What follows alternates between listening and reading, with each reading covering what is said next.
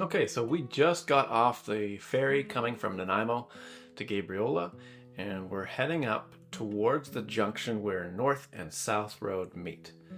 So on your right here, you're going to see the Aggie Hall coming up just shortly. Right here on the right is the Aggie Hall, and then in between the junction of where North and South Road meet is the post office. So there's lots of shops if you go left, but we're just going to continue on straight. We're passing the Aggie Hall now on the right, and on the left is the postal office.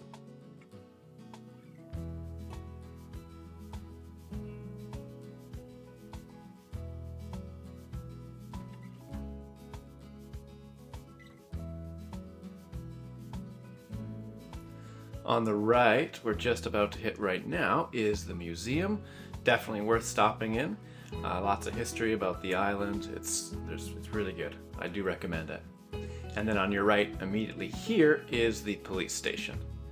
And we'll just wait for this truck to go by, and we'll continue on.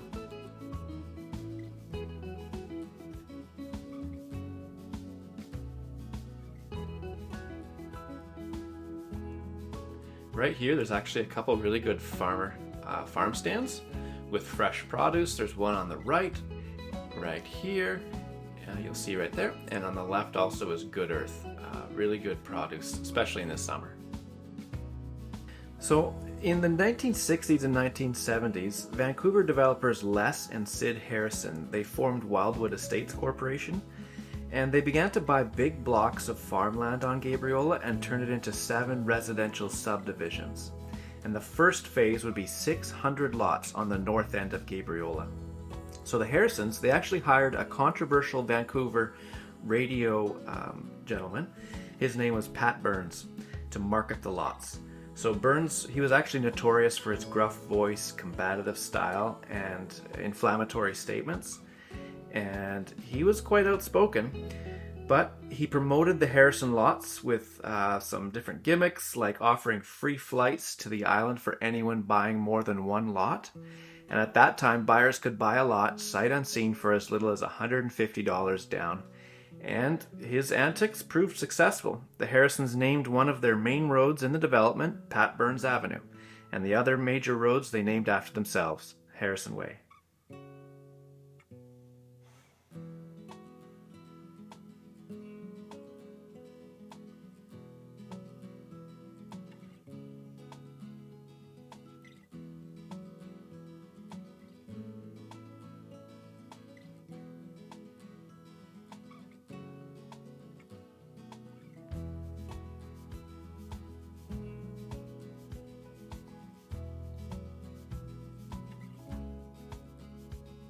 On the right here is the Gabriola Island Golf Club and Country Club. They have nice events in the building there, and it's a lovely 9-hole golf course. Parking right there is on the left side.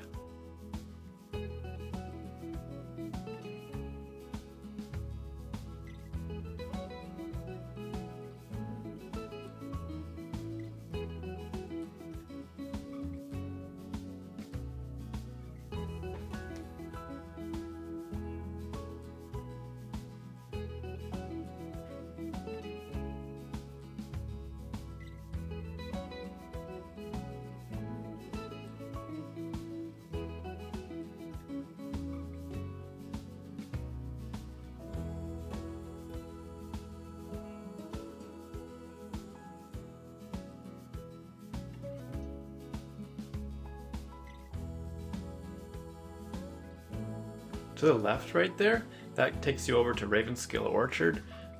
There's lots of apple trees there, and they make their own cider. It's a cidery. They have events there. Very cool, worth checking out.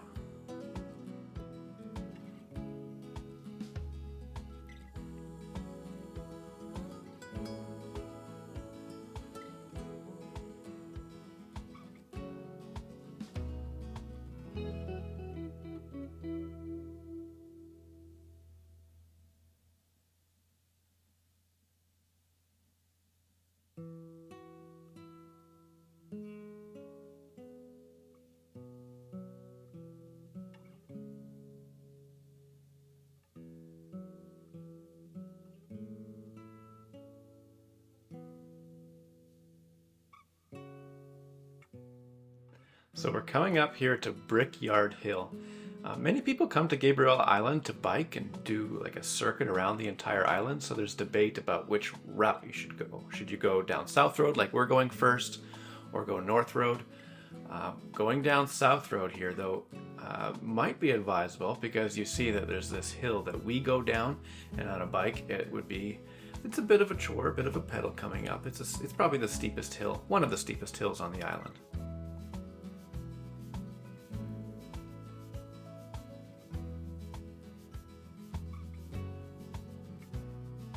Now, if you pay attention to the power lines right here, you'll see on the right transformers. This is where the power actually, and the internet, comes to Gabriola Island. So it actually comes from the Duke Point area and then jumps over to Mudge Island, services Mudge, and then jumps over to Gabriola Island right in that location that we just passed.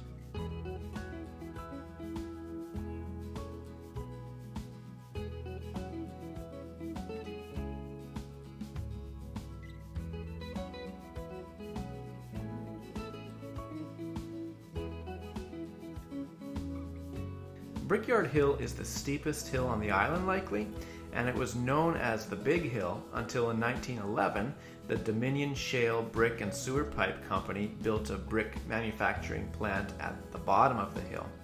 And while the hill got its name from the brickyard, most of the bricks were taken out by barge directly from the factory.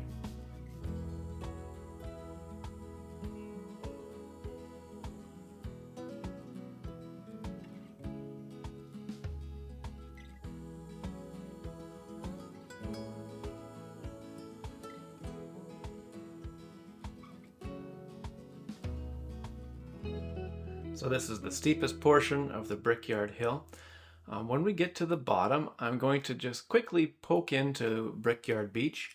I don't stop at too many locations on this tour. This tour is more just of a general down South Road, do the loop, back up North Road, and we'll show you Taylor Bay Road. But I'm not going down every single side road or stopping at every site and location. But Brickyard Beach we'll stop into momentarily.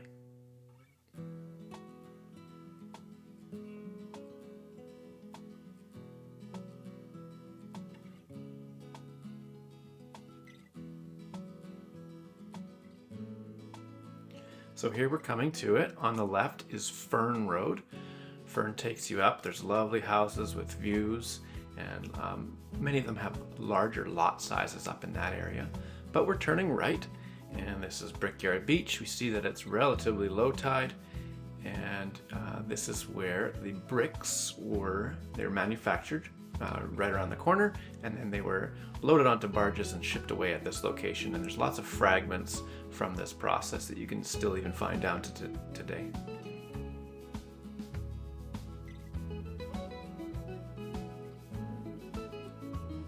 So that's Fern again directly ahead, but we're going to turn right on South Road and keep on rolling. Now if you take this next right, it's El Verano. El Verano, there's south-facing homes right there, a lovely sunny spot, and there's a natural boat launch right in this location, just around the corner there, and that's where many of the people will launch their boats that are heading to Mudge Island. They'll head from that spot, take their aluminum boat most commonly over to Mudge, and then when they come back to Gabriola for groceries, for supplies, they'll come back to that location. From the 1890s to the 1950s, the Gabriola Brickyard was the largest industry actually on the island. Millions of bricks were manufactured and then exported to Vancouver, Victoria, Nanaimo, and New Westminster. They were mortared into walls, roads, buildings, and many of which are still standing. But the brickyard was more than just shale and clay. It was also the biggest employer on the island, and a way of life for hundreds of Gabriolans and Asian contract workers. Little remains today, though, of the brickyard, aside from broken bricks that are strewn over the Brickyard Beach.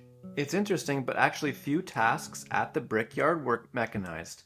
Shale and coal were shoveled by hand. Bricks were hand-pushed in heavy wooden wheelbarrows and hand carts. The bricks themselves were pressed 4 at a time in a hand-operated hydraulic press worked by 2 men. One would throw 2 bricks at a time, each weighing about 5 pounds to the other, who loaded them into a flat cart.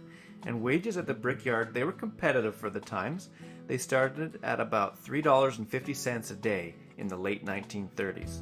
But the work was hard, long hours, and the conditions were harsh.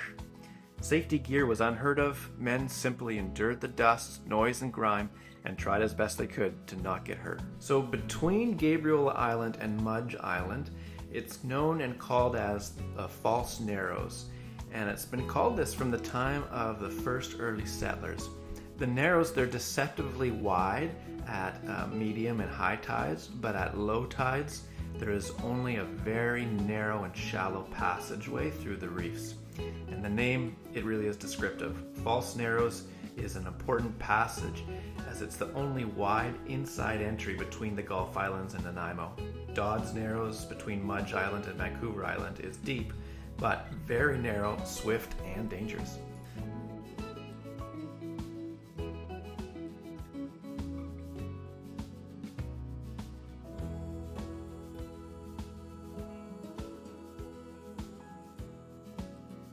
Now on the left here is Gabriola Island's Southside Community Hall. They have different events there throughout the year as well.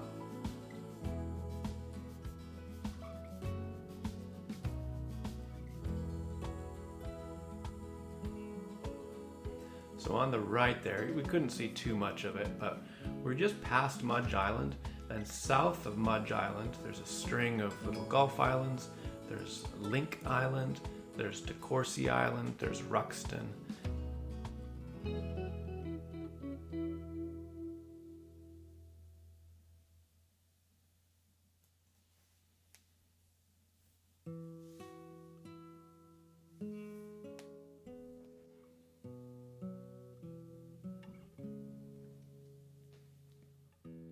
Now on the left here is the South Side Fire Hall.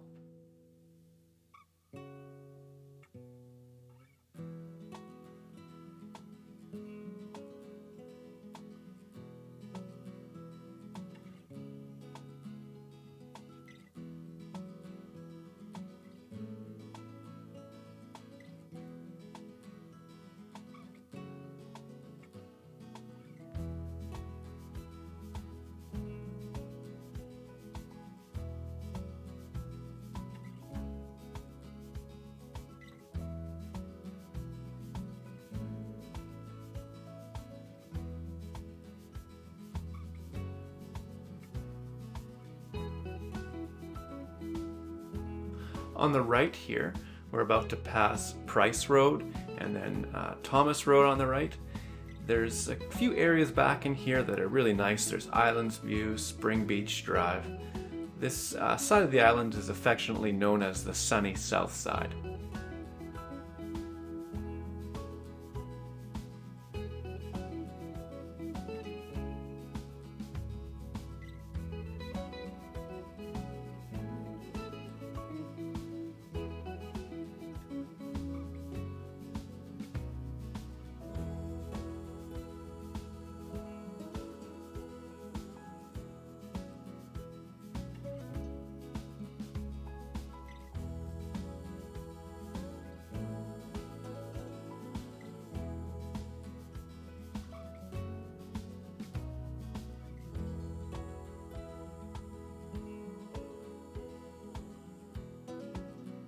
So right here, the next road to the right, that is the road that takes you to Degnan Bay Marina.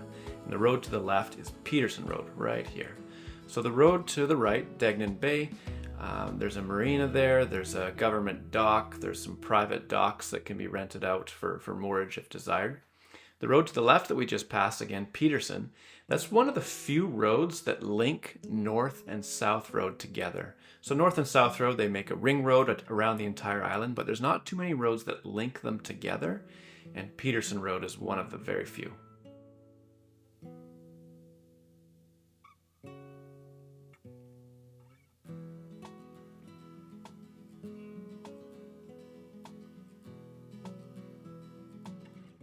So on the right, we're kind of circumnavigating around Degnan Bay. There are some views along the way, and then straight ahead, we're coming up to Martin Road, which also has many homes that are right waterfront on Degnan Bay or have water views of the bay.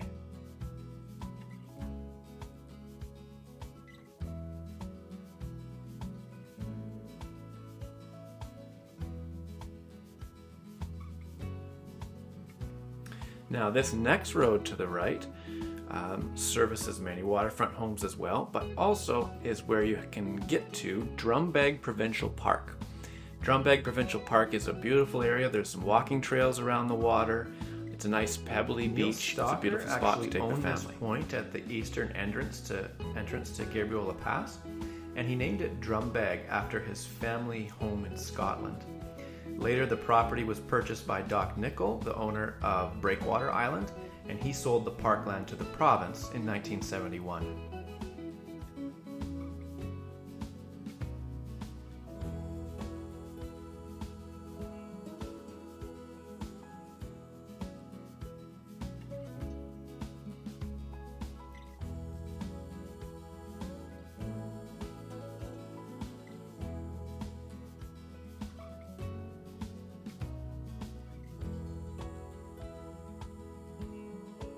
So currently we're still on South Road, but we're at like the very tip, like where South Road will be ending and just turning into North Road.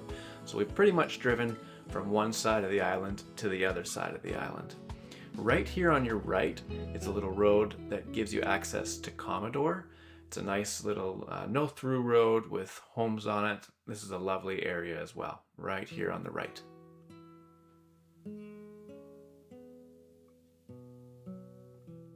Now just past it, this is Silva Bay Marina. So this initial right here goes into it, and just past it right here, this is Pages Inn, which is on Silva Bay Marina. They have food trucks here. They have Sunday market in the summer. There's an art gallery there. There's moorage. It's a beautiful gem on our island.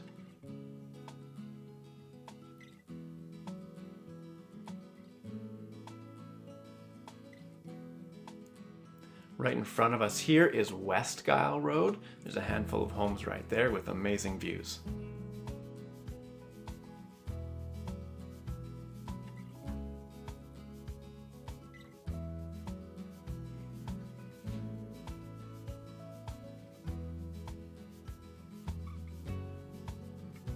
So we are now on North Road, and we are heading back towards the village center.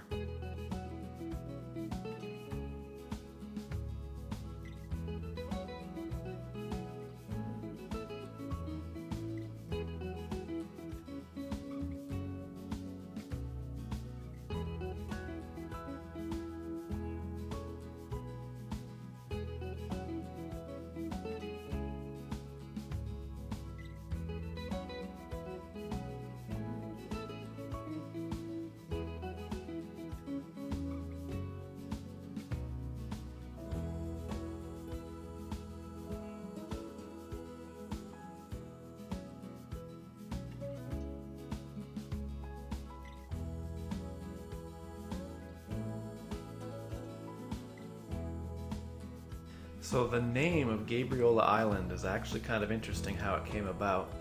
So the southern point of Gabriola Island was named in 1791 by Jose Narvaez of the Spanish schooner Santa Saturnina.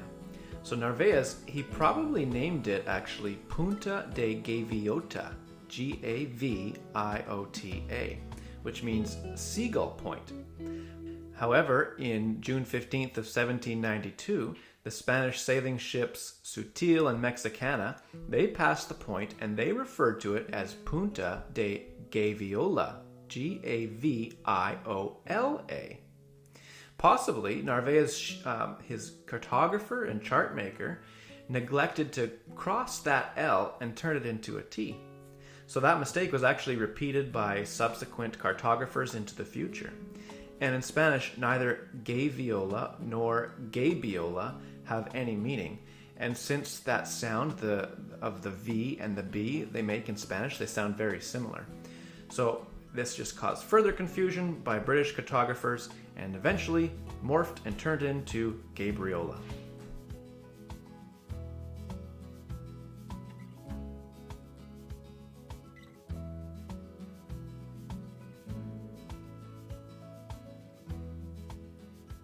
On our right here, there's several roads that can take you off of North Road and into a few different areas like Windecker, Jolly Close, Cavan, and the properties back in that area typically have larger lot sizes too. Many of them are in around the 5-acre mark. There's smaller lots as well, but many of the properties in this area will be larger sized.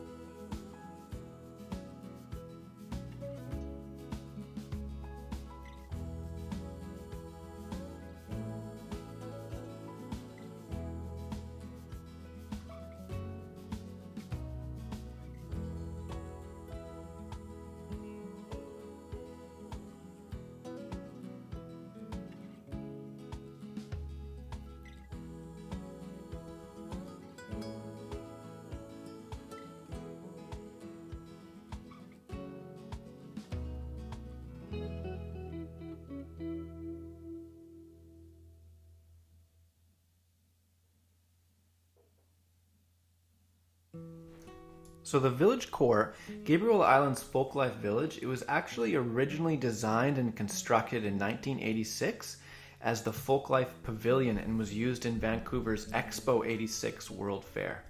So the fair there was a celebration of Vancouver's centennial and had like 62 pavilions and exhibits along the north shore of False Creek. Folklife was actually made from some of the finest old growth BC fir, and you can really tell in the unique post and beam architecture here. The largest timber truss in the structure spans 96 feet. So when Expo 86 closed, all of the pavilions and exhibits were actually dismantled or destroyed, except for that geodesic dome of science. That one remained and was transformed into a casino later. But what happened is with the Folklife, it actually ended up in pieces in a farmer's field in Delta. And that's where a man named Steve Wolleben found the remains of the expo. He said there were piles of columns and trusses everywhere. Fixtures, toilets, all sorts of things had been crated in 4 by 8 foot coffins. And it had all been numbered and itemized in a kid's exercise notebook. The material filled 27 40-foot long flat deck trailers. And over the next 5 years, this gentleman developed a vision, assembled land off of North Road in Lochinvar at the north end of Gabriola, and recruited a team of local builders and tradespeople. His first challenge, as you can imagine, was getting the 20 truckloads of timber beams and the myriad of other pieces onto Gabriola Island, as the trucks were too big to fit onto the ferry at that time. So what happened was he actually loaded the trucks onto barges that were towed into Descanso Bay and unloaded onto the beach over 3 consecutive high tides in November of 1991. And then once he got there, that's when the work really began. He said it was like piecing together a 30,000 square foot wooden jigsaw puzzle while juggling finances, site construction, and design permitting, leasing space to prospective tenants, and dealing with a myriad of unforeseen problems. Assembling Folklife would actually prove to be the largest single recycling project ever undertaken in BC up to that time. And at more than $2.2 million, Folklife was the biggest construction project that Gabriola had ever seen. Gabriola's Folklife Village opened up in the summer of '93.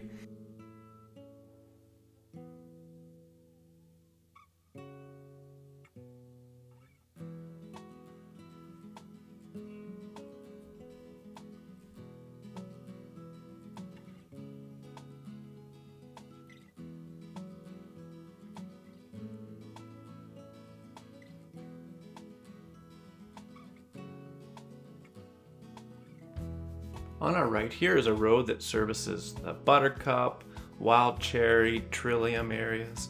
There's a ridge there, and some of the homes on that ridge have nice Buttercup Road as well. Clyde Coates built and named the roads in this subdivision area, and they were all named after local wildflowers. So there are more than actually 30 species of buttercups in BC, and they're not always easy to recognize.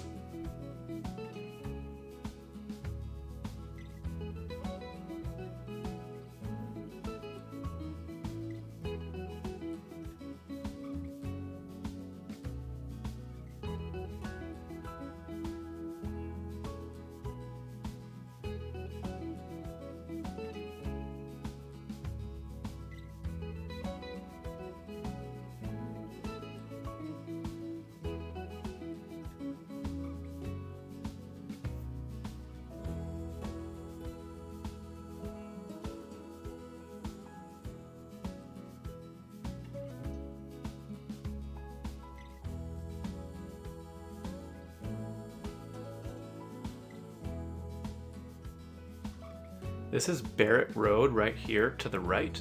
Barrett Road, you'll pass Maclay, but then if you keep going, it takes you down to the Whalebone area. To your left is Sandwell Provincial Park. It's an awesome beach. It's a bit of a hike down, a trail. I'd say a good 5 to 10 minute hike. And then when you're coming back, it's uphill. But then to your right is the Whalebone area, and there's Whalebone Beach and plenty of community parks in the area that are really nice.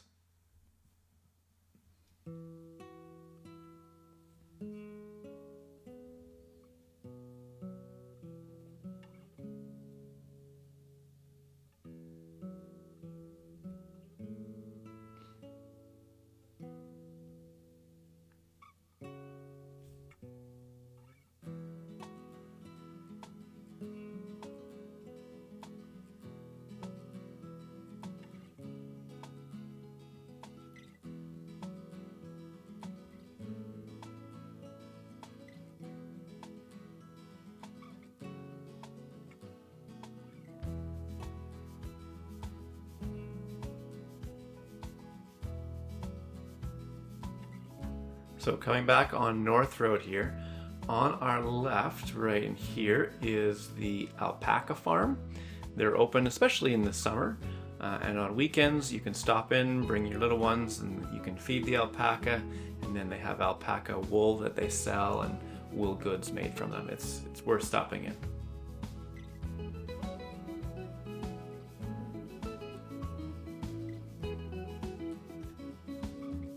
On the right here is Tin Can Alley, and that's where the gyro is. So the gyro is our recycle center, and they take recycling, of course, but they also will sell donated items to help keep the building going and the organization going. And to the right up here is the medical clinic. You see the sign right there, medical clinic to the right, and that's also where the North Side Fire Hall is. That's on Church Street.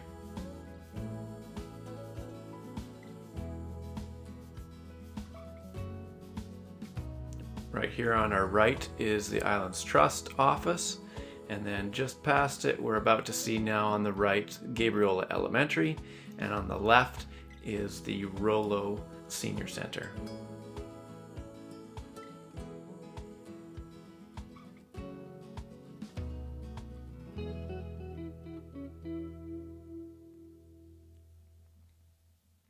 Okay, so we are back at the village core now. We have went around the entire island. Now I'm just going to show you a little bit of the village core. On our right here is the professional center. Here's where the Coastal Credit Union is, and there's a butcher shop. There's like a gift shop here immediately on the right, and Colleen's is on the left, general store.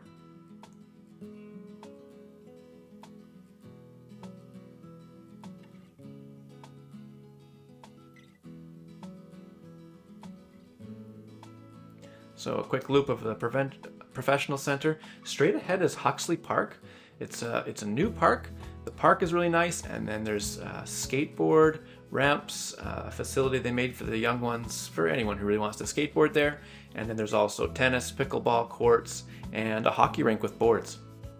So this is the village core right now. You see straight ahead there is Nestor's grocery store. This is a one-way loop around to the left. And we have a drugstore.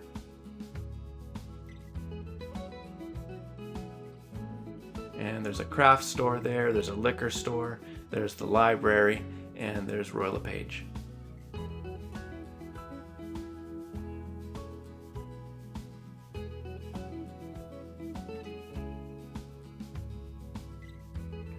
Straight ahead is the Gabe shop. They sell clothing. And then to the left of it is Ground Up, which is an awesome place for coffee. And next on our right is the Co-op gas station. And BC Liquor is right next to it. To our right here is Home Hardware Arbutus. And we'll turn in here to give you a quick little tour also.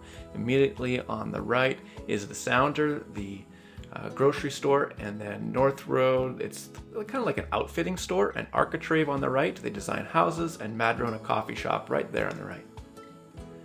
And just behind Madrona is Woodfire Restaurant, awesome pizzas, awesome dinner, upscale dining.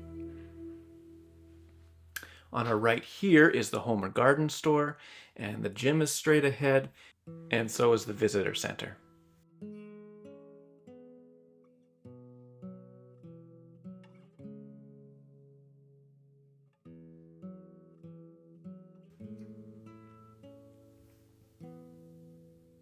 See that sign right there pointing towards the visitor center on the right.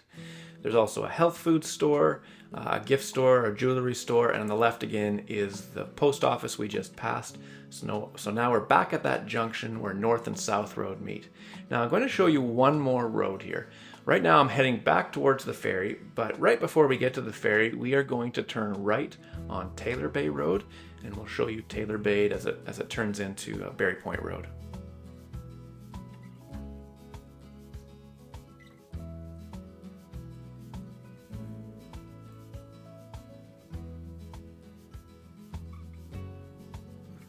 So here we see the ferry lineup that's in line there, and we see that it is extending to the right down Taylor Bay Road. So we'll turn to the right and we'll see all the ferry line traffic, and we will act as if we are going to get into the lineup right now by turning into the designated U-turn area to our right. We see hard right now takes us into Sitka Grove, but we're taking the designated U-turn area to get into the ferry lineup. Now, at times, the ferry lineup will extend beyond this to the right, and you'll go into the ferry turnaround area to do a U-turn, but you can't actually get in line because the traffic continues to go this way. So I'll show you where you need to go. You'll notice on the right, there's many do not do a U-turn signs. It's not safe. There's traffic, as you can see, that comes around blind corners and hills. It's not safe to do a U-turn in any of this area until you go up just a couple hundred meters to the designated U-turn area. And we see it right here. It says, there's a sign there, it says turn left, so you just go around that pole and head back in. Now right here where that white vehicle is turning into, that is Descanso Bay Regional Park. It's a campground also. So I'm turning into that area around Ivory was the road to my right, and I could get back into line. But I'm not going to do so at this time. I'm actually going to turn left and continue down Taylor Bay Road to show you a little bit more.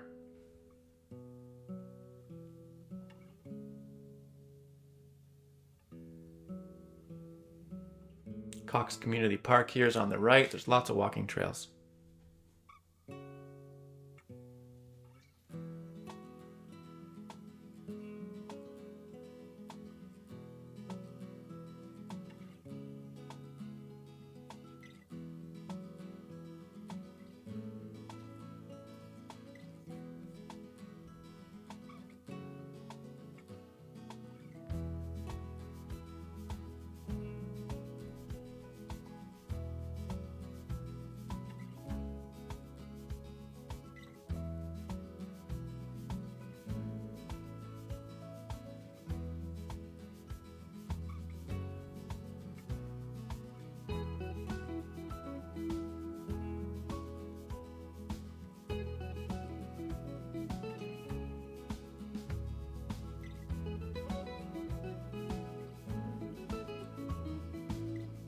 On our left right there was Malaspina Road.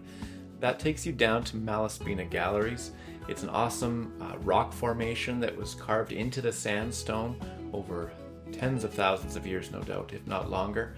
It's a definite, unique site that Gabriola Island has that's worth seeing. Now, to our left is Gabriola Sands. Locals also refer to it as Twin Beaches. On our right here is the Twin Beaches Mall. So I'm going to turn in, just do a quick loop. In the mall, there's a dog grooming, there's also Gabriola Automotive, and a few other shops.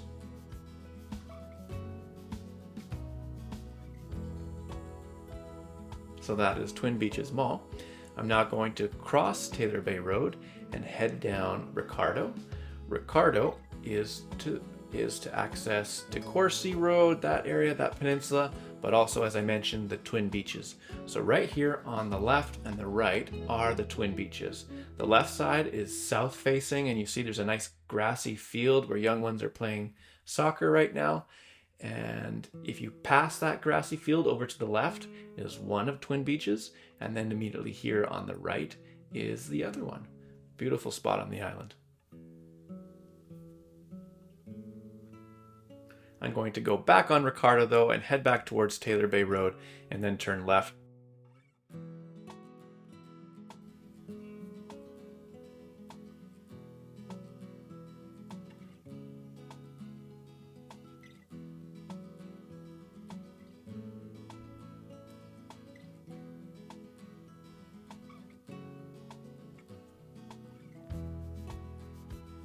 So this is Taylor Bay Road again that we're going to hop back on, and we are going to head away from the ferry terminal.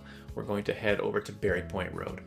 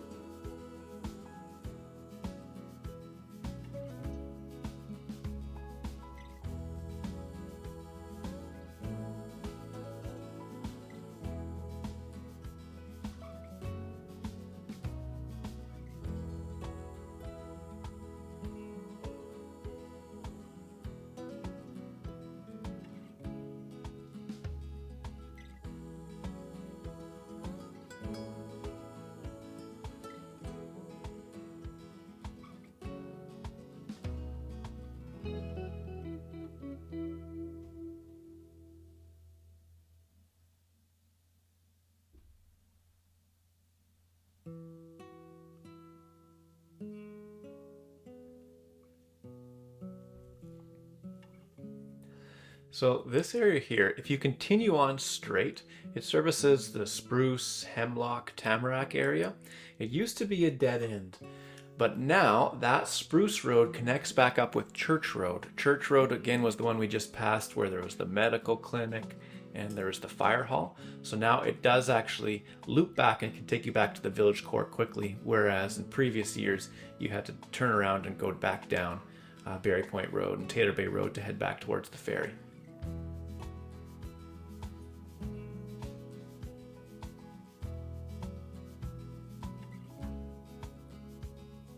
Here on the right, we're just coming up to right here, we can see is the Surf Lodge. There's a pub there. There's also a restaurant. It's an excellent place to spend an evening or an afternoon. So Berry Point Road, before the 1930s, this is actually known as North Road, and it ran fairly close to the shoreline towards the lighthouse, Entrance Island, but access to the point was by wagon road through the bush from the top of McConvey's Hill. But when the Beavan Logging Company was on the island during the 30s and 40s, Jim Rowan bulldozed the road through to Berry Point. And about this time, the road name was then changed to Berry Point Road.